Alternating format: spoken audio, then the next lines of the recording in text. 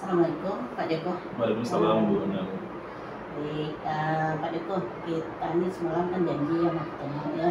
Alhamdulillah sudah dipertemukan Allah pada pagi ini. Mungkin sekitar 30 menit ke depan ini, apa nih Pak kira-kira yang kita bicarakan Pak? Baik, ya, insya Allah mungkin ini tentang progres sekolah kita sebagai sekolah penggerak yang alhamdulillah ini sudah berjalan kurang lebih ke tahun yang kedua nih Bu. Tentunya banyak mungkin ada capek-capek yang bisa kita peroleh dan juga mungkin ada kendala-kendala dalam pelaksanaannya juga. Sebetulnya tujuan Bapak ikut sekolah penggeraknya apa sih?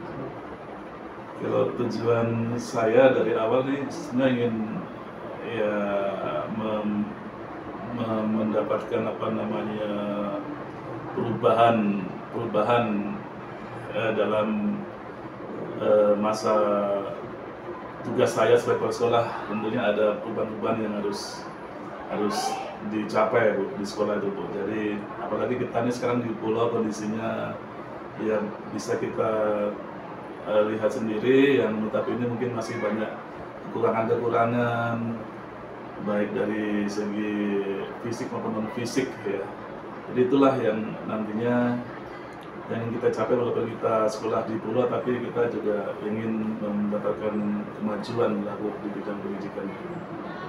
Baik, jadi Bapak bertujuan agar sekolah ini ada perubahan gitu Pak ya, walaupun kondisinya di daerah di pesisir gitu Pak ya, tidak akan ada bedanya dengan sekolah yang di daratan gitu Pak ya, kalau bisa ya Pak ya. Insya Allah. Baik, itu perubahan-perubahan apa aja Pak yang sudah Bapak lakukan selama 2 tahun ini?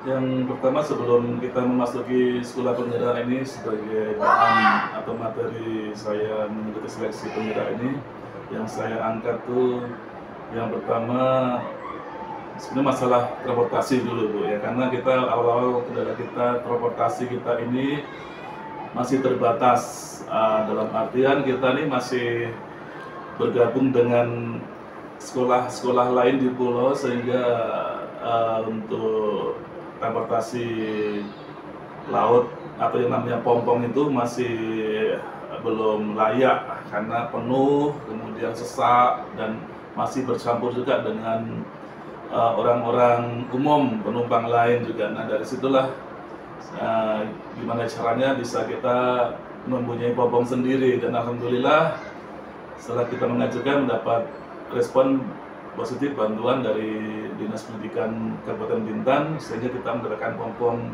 sendiri yang otomatis ini bisa secara signifikan itu bisa merubah motivasi guru lah yang awal-awal ini ya. Jadi guru itu lebih bisa meningkatkan kinerja, karena kita bisa mengatur sendiri dengan pompong sendiri, itu bisa mengatur sendiri keberangkatan sampai dengan pulangnya gitu ya. Nah sehingga lebih maksimal dan mendukung dalam proses pembelajaran. Kemudian yang kedua itu pembangunan fisik, juga kita mengajukan rehab ruang kelas, kemudian ruang kantor kepala sekolah, dan juga rumah dinas. Alhamdulillah semuanya bisa terlaksana. Untuk rehab kelas kita mendapatkan 4 ruang kelas, dan alhamdulillah sekarang sudah layak ya, insya Allah sudah layak semua Bu untuk ruang kelas.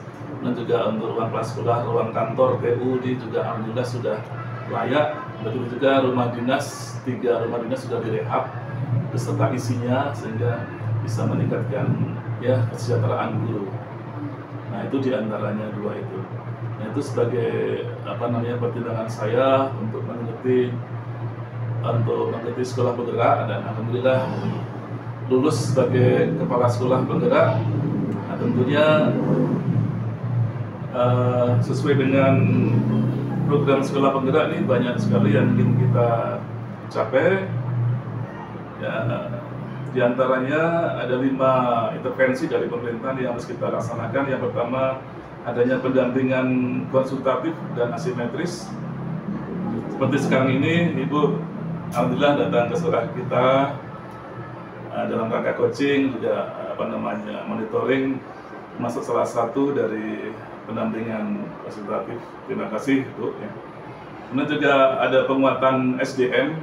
Penguatan SDM ini kita sudah melakukan alhamdulillah 5 kali IHT dengan berbagai macam topik, tema yang memang dibutuhkan oleh guru. Di antaranya mengenai pembelajaran, mengenai asesmen, mengenai digitalisasi sekolah dan lain-lain. Dan ini alhamdulillah kita tahun ini akan mengadakan 2 lagi IHT untuk tahun ini.